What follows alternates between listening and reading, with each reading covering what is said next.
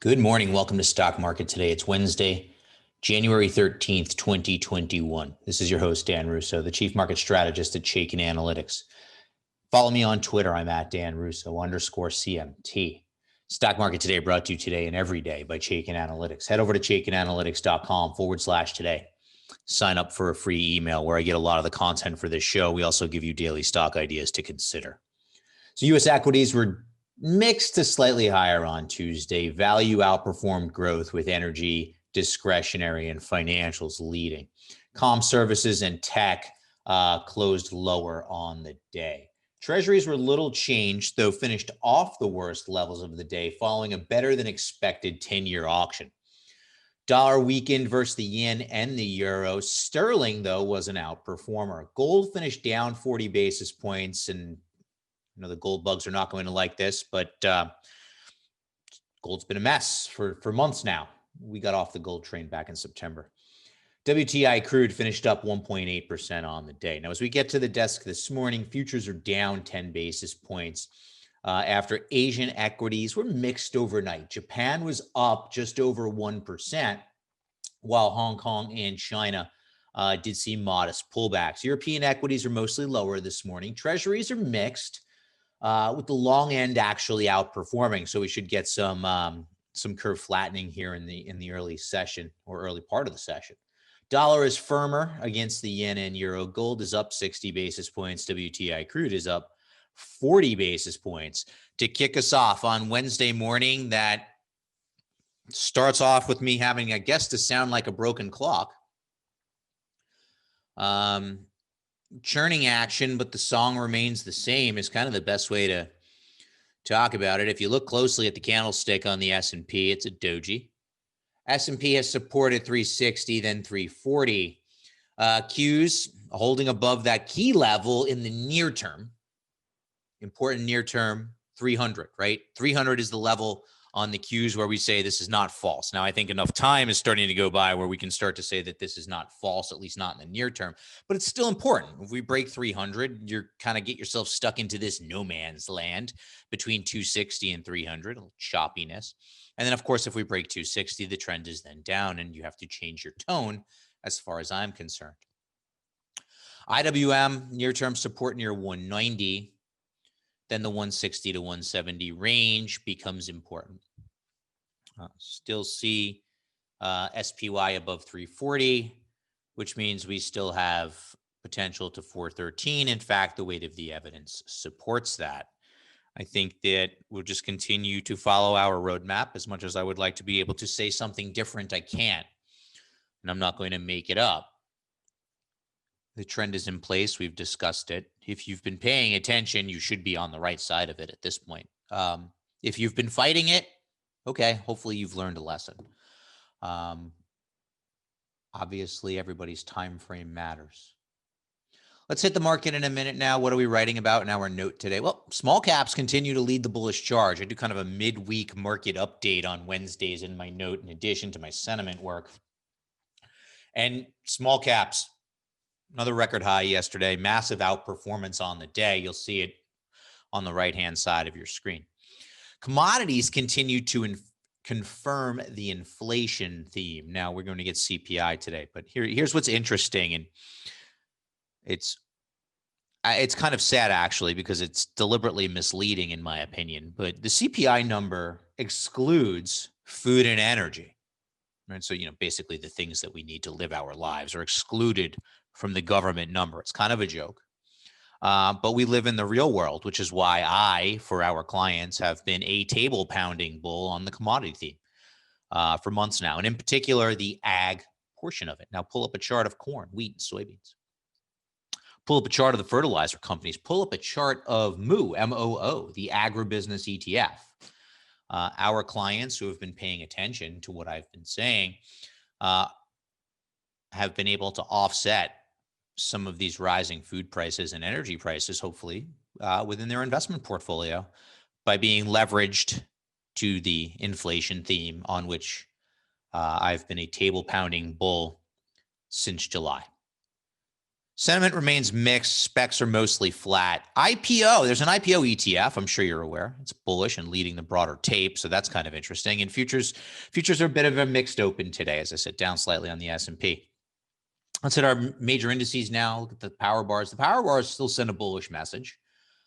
6-1 bulls to bears on the Dow, which added 18 basis points yesterday. S&P was flat, 127 to 49 bulls to bears there. NASDAQ slight underperformer, 20 to 13. Small caps monster outperformer. Small caps just kind of walking to the beat of their own drum right now.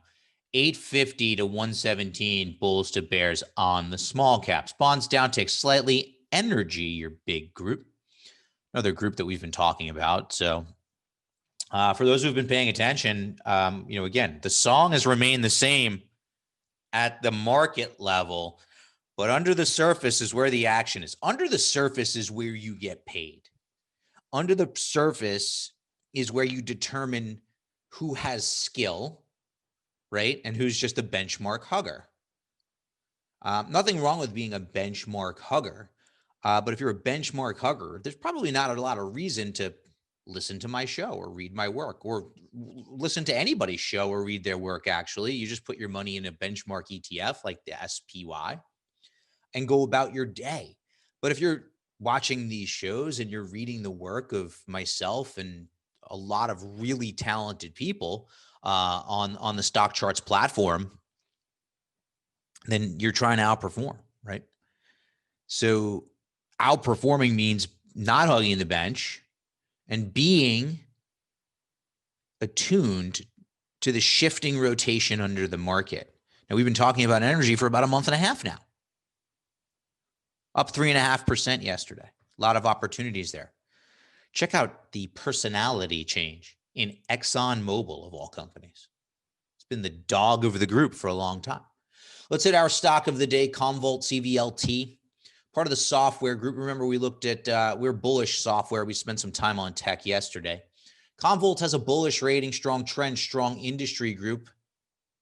Overbought, oversold indicator, rounding out of an oversold condition. Solid outperformance on the part of CommVault since early to mid-November. Intensely bullish money flow. Bullish stock outperforming oversold with bullish money flow as it trades near a 52-week high. The trend follower in me likes that. The momentum investor in me likes that. And then we add in the Chaikin model being bullish, near-term oversold condition, and under accumulation as per Chaikin money flow. That sounds like a good setup. CommVault is a name you want to pay attention to. CommVault is in my note today, and I think CommVault is something that should be on your radar screen. Let's take a look at our sector tracker now, movement in the last 5 days. Energy, fins, materials at the top of the list. Those three sectors should be familiar to you all who have been listening to me for a long time. Discretionary. Remember what I said now, discretionary has a whole new makeup.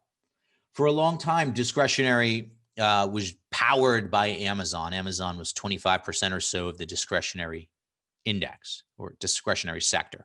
Discretion, and still huge, but there's a new player in the game in the form of Tesla. So something to be mindful of. Industrials, healthcare, Utes, middle of the road. Tech positive, though lagging. REIT, staples, comms, bottom of the list. Remember, the comms came under a lot of pressure earlier in the week following several comm services companies like Facebook and Twitter deplatforming a sitting president. Industry in focus today. NYSE Tech Services, past 6 months, been a nice outperformer, leading the S&P by 15%. Power bar ratio very strong, 11-1 bulls to bears, ranked number 10. Micron, Intel, Baidu are three names that are very bullish, and bullish respectively, that are holdings of a fund that, I mean, I teach a technical analysis class at Baruch College in New York City. I do it on Zoom right now, but this is a textbook uptrend. You know, the early lectures in the semester, when we talk about what's an uptrend, this is it. Higher highs, higher lows, steadily moving up, moving average, acting as support to various pullbacks. Bullish fund, 11-1 bulls to bears, strong trend, bullish money flow. Not quite overbought yet, but I mean, just look at the beauty that is this uptrend, right? The cyclical rhythm of it, right? So we've identified it as an uptrend, right? And then you want to use something like some sort of indicator to give you context within the trend. Are we overbought or over? So look at the rhythm, look at the tide. It really is beautiful. Sorry, when I see something that looks like this, I almost want to, I'm going to screenshot this and probably use it in my lectures when classes resume in a couple of weeks. Let's take a look at what's trending now. Yesterday's S&P 500 gainers and losers. Oxy and MRO were upgraded at Mizuho, so part of that energy theme.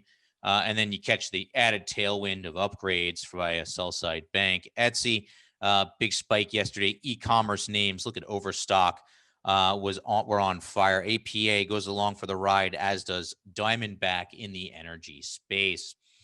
On the loser side of the board, PerkinElmer. Didn't see anything company specific there. This is a name that I've liked, I've written up. I think it still looks okay within the trend, maybe an opportunity here.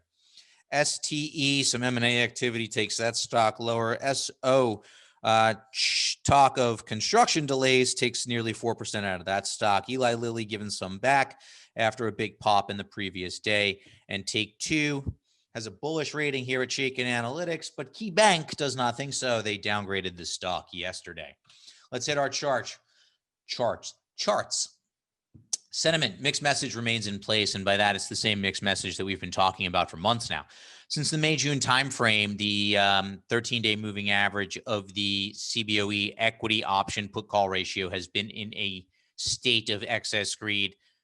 We all know what's going on here, right? The lottery ticket YOLO traders are long calls, right? That's it. That's what's happening. All the while, the VIX won't crack 20, right? So there's a bifurcation there. It's an interesting dynamic at play where the options traders are all bulled up and have been all bulled up for some time. But the VIX remains elevated. Obviously not at panic levels like earlier this year, and certainly not, at the levels of 40 that we saw in the early fall, but still elevated. Still elevated relative to, certainly elevated relative to 16, 17. I mean, relative to any point in the past 5 years, we're still elevated on the VIX. It's an interesting dynamic, and it just is at this point. It's interesting, bears watching. But ultimately, the trend is what's most important, and the trend is what we want to pay attention to. So CBOE equity options traders are uber bullish. The VIX is giving a little bit of a different message, and that's fine. In my note, I actually use a regression line on the VIX. And in fairness, it's trading right at the regression line. So the regression line is rising. Okay, so that's interesting. But we're trading right at it. So I guess for all intents and purposes, in the near term, we're where we should be. Maybe. Okay. I digress. Commodities continue to send the inflation message again. Not to beat this dead horse, but I'm going to. This is DBC. This is broad-based commodities, right? So this is kind of a mix of everything. It's been grinding higher. I've been talking about it since about the $13 range, maybe even higher. Yeah, no, right here. I got bulled up on commodities and the inflation theme back in the early July timeframe. So, okay, fine. Continues to grind higher above the 50-day, above the 200-day. Maybe overdone here in the near term, RSI and overbought conditions. Okay, fine. But what I'm intrigued by is how DBC is rounding up relative to the S&P 500. There will come a time where your money will be better off in commodities than in equities. It happens. It happened starting in 2001, 2002, and lasted a long time. Those super cycles last about a decade. I'm not saying we're there yet, but I'm not saying you shouldn't be watching for it.